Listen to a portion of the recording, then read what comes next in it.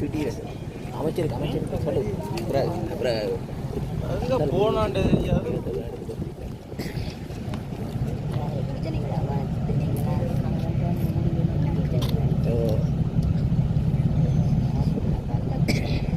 ஒன்றுமே அடிக்கிறேன் இது என்ன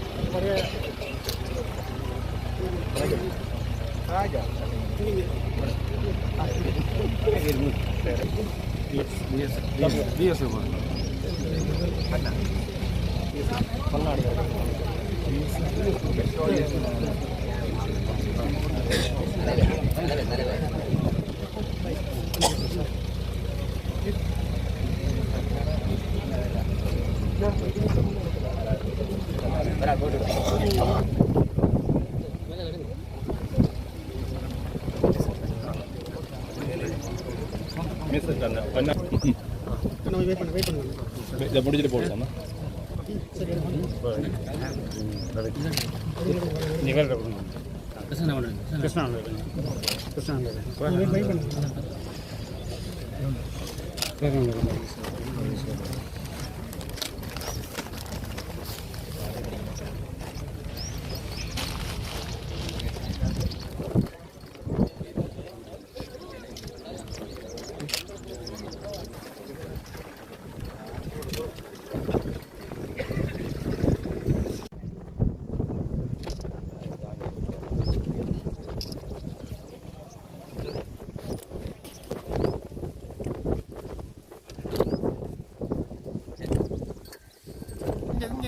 நம்பர் அந்த ஒரு விலங்கு வைக்கலாம் தள்ளு English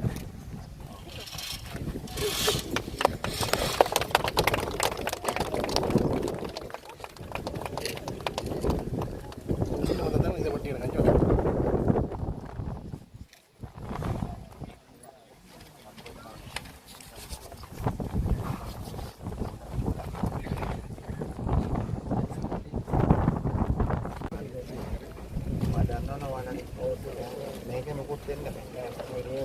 sorita sama warga lokal itu kan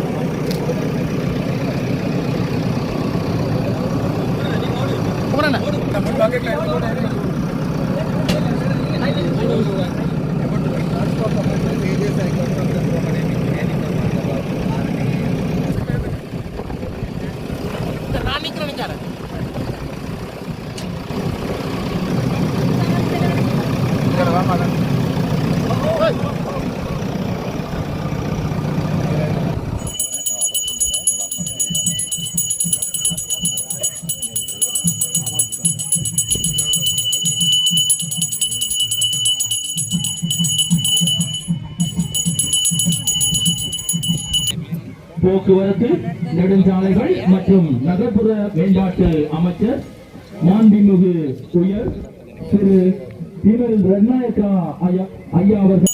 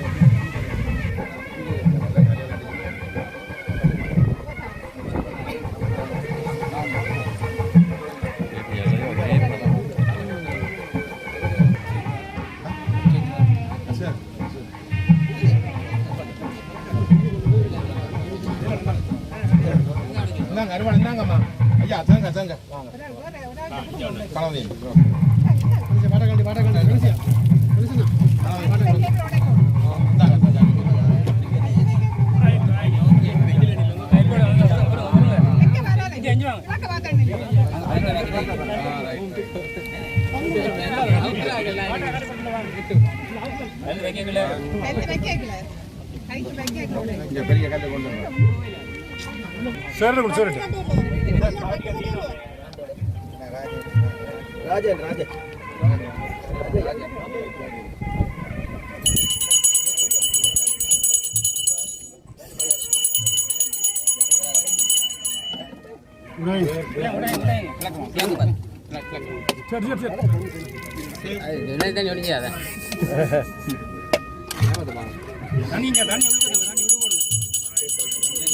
சரி தண்ணி முடிஞ்சு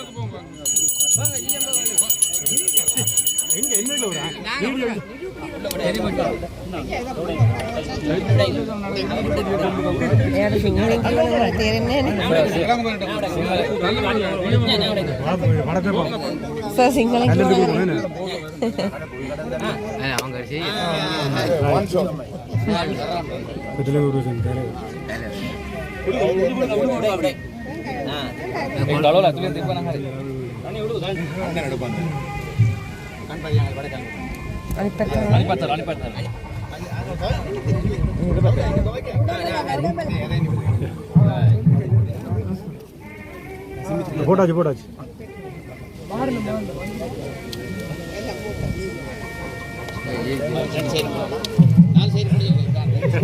அத்தனை பேர் தான் நாலு பேர் தெரியும்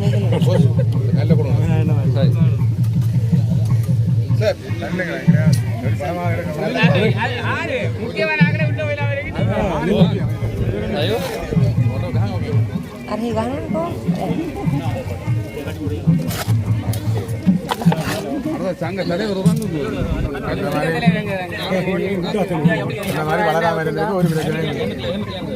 அதுவா பரவாயில்லை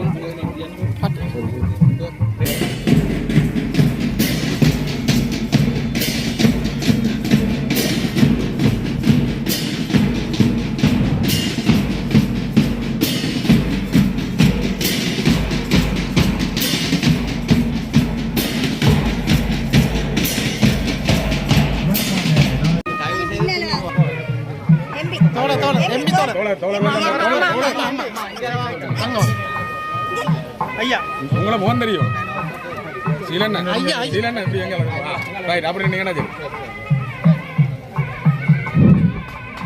தற்பொழுது நெடுந்தீவு மண்ணுக்கு இன்றைக்கு பொன் எழுத்துக்களால் பொறிக்கப்பட்ட நாள். எரிபொருள் நிரப்பு நிலையத்துக்கான தொடக்க விழாவின் முதல் கட்டமாக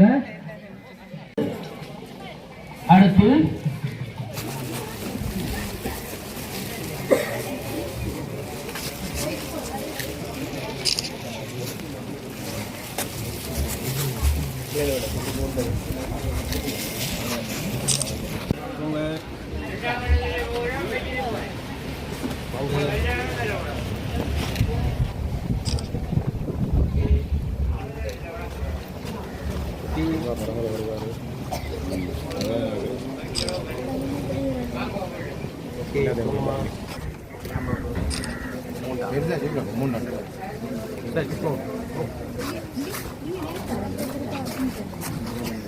அழைத்துக் கொண்டு அதே நேரம் கடற்தொழில் நீரியவள அமைச்சரை அழைத்து கொண்டு இங்கே வந்திருக்கும் பெட்ரோலிய கூட்டுத்தாபன தலைவர் அவர்களையும் அதே நேரம் மாவட்ட அரசாங்க அதிபர் பிரதேச செயலாளர்கள் அதே நேரம் வீதி அதிகார சபை தலைவர் அவர்கள் கடற்படை தளபதி அவர்களுக்கும் அதே நேரம் இப்பிரதேச சபை உறுப்பினர்கள் அனைவருக்கும் அதே நேரம் நெடுந்தீவு வாழ் மக்களுக்கும் பல வேதனைகளுக்கு மத்தியிலும் பல எதிர்பார்ப்புகளுக்கு மத்தியிலும் இங்கே வருகை தந்திருக்கும் நெடுந்தீவு வாழ் மக்களுக்கு மதிய நேர வணக்கத்தை தெரிவித்துக் கொண்டு ஒரு சிறிய உரையைத்தான் ஆரம்பிக்கின்றேன். நெடுந்தீவு வாழ் மக்கள் பல காலமாக எதிர்பார்த்திருந்த வீதி மகாவலித்துறை வீதி மெயின் வீதி, உண்மையாகவே நான் மழை காலத்தில் அந்த வீதியால் பயணித்திருக்கின்றேன். கடலில் வர்றதை விட வீதியில் வர்றது கடு சிரமப்பட்டு அந்த வீதியை குன்றும் குழியமாக இருந்தது. அந்த வீதியை புனரமைக்க சொல்லி பல காலங்கள் கேட்டிருந்தார்கள். ஆனால் இன்றைய தினம் அதற்கான ஒரு முதல்கட்ட வேலை ஆரம்பிக்கப்பட்டிருக்கிறது. அமைச்சரவர்களும் அதில் அக்கறையுடன் செயற்பட்டிருக்கிறார். ஏனென்றால் ஒப்பந்ததாரிடத்திலும் குறிப்பிட்ட நாளுக்குள்ளே வேலையை முடிச்சிடுங்க, ஏதாவது மழை டிலே என்று இல்லாமல் துரிதமாக அந்த பாதையை முடித்துவிட வேண்டும் என்று இருக்கிறோம். அதே நேரம் எமது அரசாங்கத்தின் எதிர்பார்ப்பு கிராமப்புறத்திற்கு எமது பணங்கள் அனைத்தும் செல்ல வேண்டும். அதே நேரம் நகரப்புறத்தில் இருக்கின்ற அனுபவிக்கின்ற வளங்கள் அனைத்து கிராமங்களுக்கு சமனாக பகிரப்பட வேண்டும். இதனால் வரைக்கும் யாரும் எதிர்பார்க்கவில்லை இந்த நெடுந்தீவு மண்ணுக்கு ஒரு எரிபொருள் நிலையம் வரும் என்று. உண்மையாகவே யாரும் கேட்கவில்லை. நாங்கள் எரிபொருள் நிலையத்தை ஆரம்பிக்கும் போது, ஒப்பந்தத்தை ஆரம்பிக்கும் போது பலர் எங்களிடம் தொலைபேசியில் கேட்டிருந்தார்கள், தனியாரிடம் கொடுக்க வேண்டும், தாருங்கள், ஏன் அரசாங்கம் கஷ்டத்தில் இருக்குது, எங்கள்கிட்ட தாருங்கள் என்று. இங்கே இருக்கும் வர்த்தகன்ற செய்கின்றவர்கள் கேட்டிருந்தார்கள். ஆனால் எமது அமைச்சரவர்களும் அரசாங்கம் செலவழித்து இங்கே பிரதேச வாழ் மக்களுக்கு முன்னேற வேண்டும் என்ற எதிர்பார்ப்புடன் கோஆபரேட்டிவிடமே இந்த பெட்ரோல் செட்டை வழங்கி இருக்கின்றோம். எங்களிடம் தொடர்பு கொண்டு கேட்டிருந்தார்கள். ஆனால் முன்னே காலமாக இருந்திருந்தால் வேறையாக தான் இருந்திருக்கு, கோஆபரேட்டிவ் கிடைத்திருக்காது. அந்த வகையில் இந்த அரசாங்கம் மக்களுடைய பணத்தை மக்களுக்கு பெற வேண்டும், அதன் பயனையும் அதன் லாபத்தையும் மக்களுக்கே சென்றடைய வேண்டும் என்ற துணிப்பொருளுக்கு அமைய இந்த எரிபொருள் நிலையத்தை பெட்ரோலிய கூட்டுத்தாபனத்தின் நிதியில் செலவழித்து இங்கே இருக்கின்ற வாழ்கின்ற கோஆபரேட்டிவிடமே மக்களிடமே கொடுத்திருக்கின்றோம். உண்மையாகவே அதைவிட பலர் எதிர்பார்த்து கொண்டிருக்கிறார். கோஆபரேட்டிவ் போர்ட் பழுதடைந்திருந்தது. அதற்கான நிதியையுமே திரும்பவும் மீள 30 மில்லியன் ஒதுக்கி இருக்கின்றோம், அதை பூரணமாக திருத்தி வர வேண்டும் என்று. அதே நேரம் கடற்தொழில் அமைச்சரிடம் வேண்டுகோளுக்கு அமைய அவர்களிடம் கடற்தொழில் சங்கத்திடம் இந்த போர்ட் எங்களுக்கு தெரியும் பழுதடைந்திருந்தது.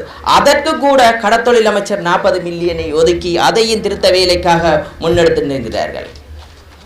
அந்த வகையில் எம்மாலான நிதிகள் அனைத்துமே விடுவிக்கப்பட்டிருக்கிறது. அதே நேரம் நேற்றைய தினம் பொதுநீதி வேலை தொடர்பாக ஆய்வு செய்திருந்தேன். உண்மையாகவே அதற்கான இயந்திரங்கள் திருத்தம் வழி நடைபெற்று கொண்டிருக்கிறது.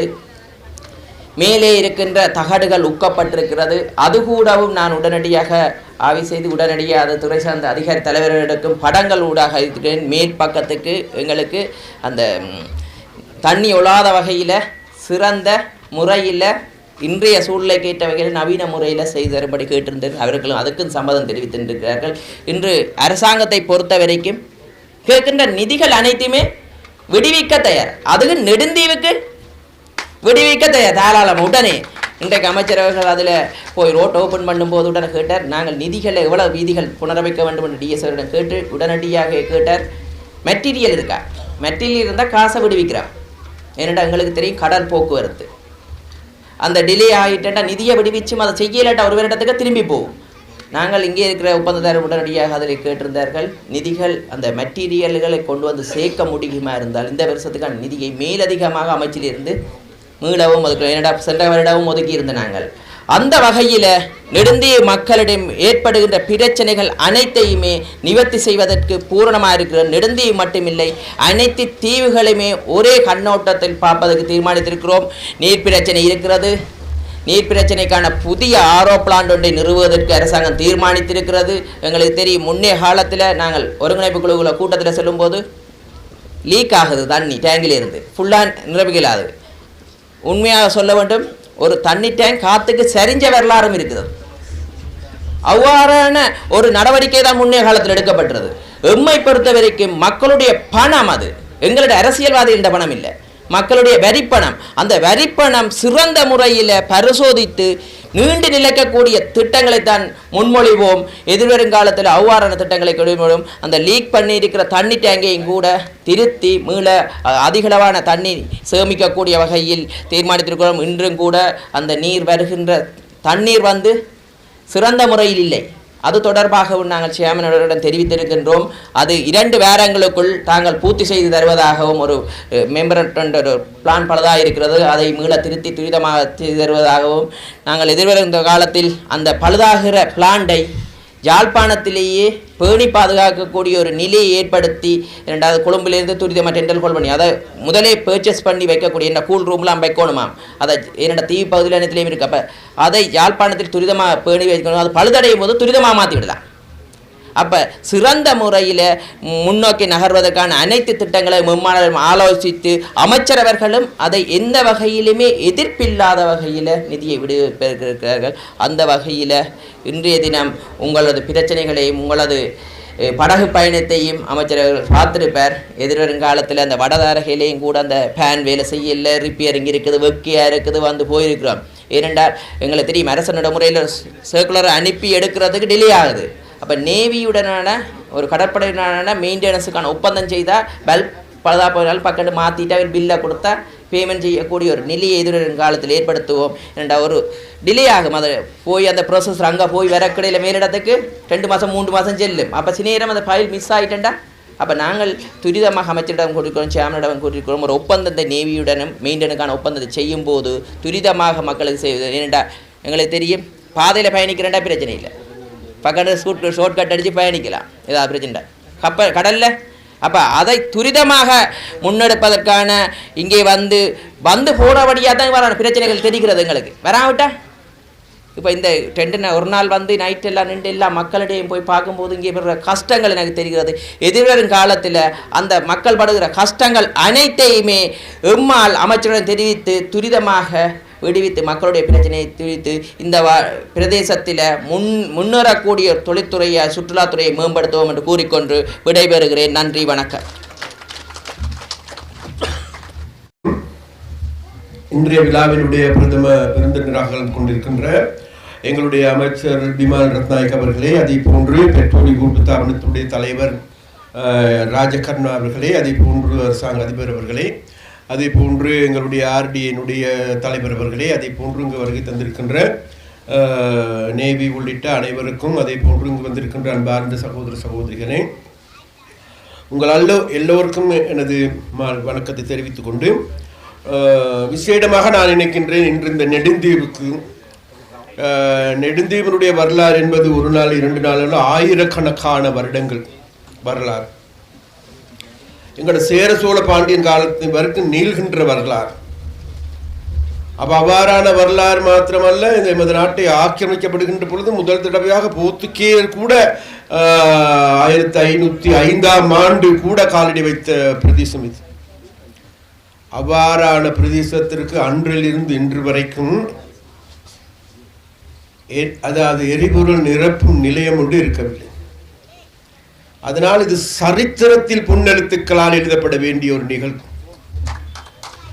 அதனால் அந்த நிகழ்வினை அந்த செயற்பாட்டினை முன்னெடுத்த எங்களுடைய அமைச்சர், உங்களை பற்றி சிந்திக்கின்ற பிமல் ரத்நாயக் அவர்களுக்கு எங்களுடைய மனமார்ந்த நன்றியினை நாங்கள் தெரிவித்துக் கொள்கிறோம்.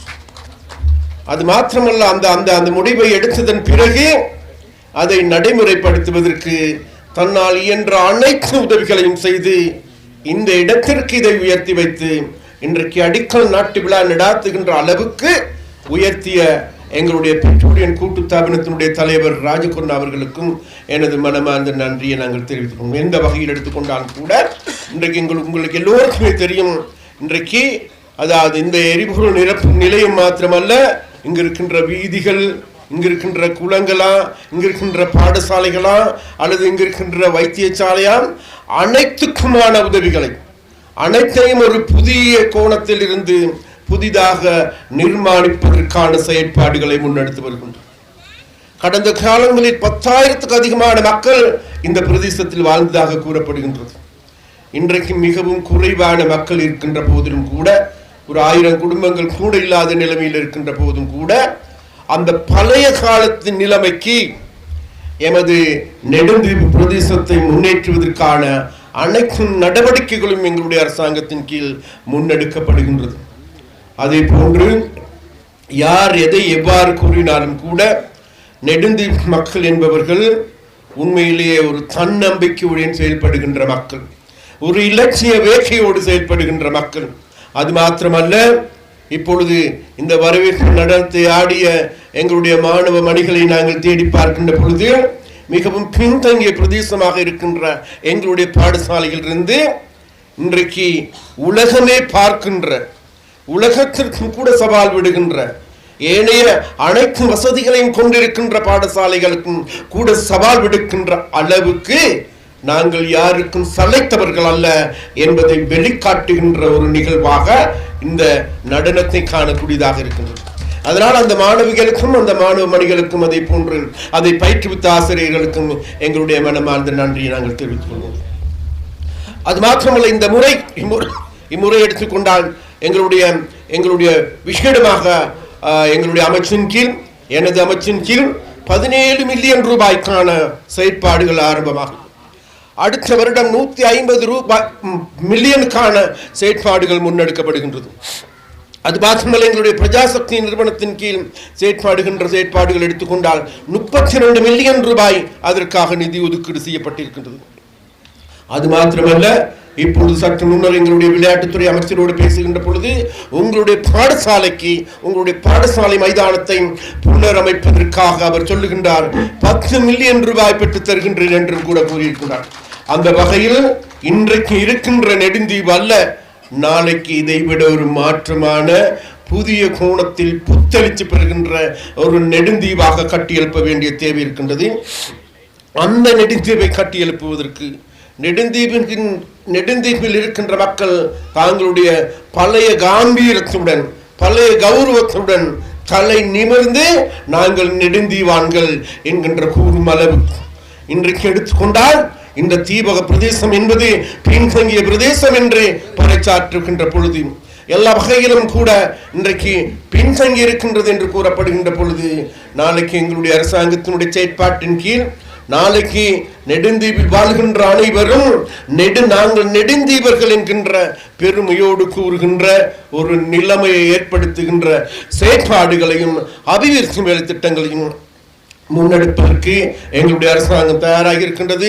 அந்த செயற்பாடுகளுக்காக வேண்டி உங்களுடைய பிரதேச செயலாளர், உங்களுடைய மாவட்ட அரசாங்க அதிபர், அதே போன்று இங்கு இருக்கின்ற அரசாங்க ஊழியர்கள், இங்கு இருக்கின்ற மக்கள் அனைவரும் ஒரு முகமாக இருந்து கொண்டு ஒன்றாக செயற்படுங்கள் என்று கேட்டுக்கொண்டு உங்களிடம் விடைபெறுகின்றேன். நன்றி, வணக்கம். போக்குவரத்து மற்றும் நெடுஞ்சாலைகள் நகர அபிவிருத்தி அமைச்சர் பிமல் ரத்நாயக்கா மற்றும் கடற்றொழில் நீரியல் வள அமைச்சர் ராமலிங்கம் சந்திரசேகரின் பங்கேற்புடன் அன்றைய தினம் நெடுந்தீவில் பல்வேறு அபிவிருத்தி திட்டங்கள் ஆரம்பித்து வைக்கப்பட்டன.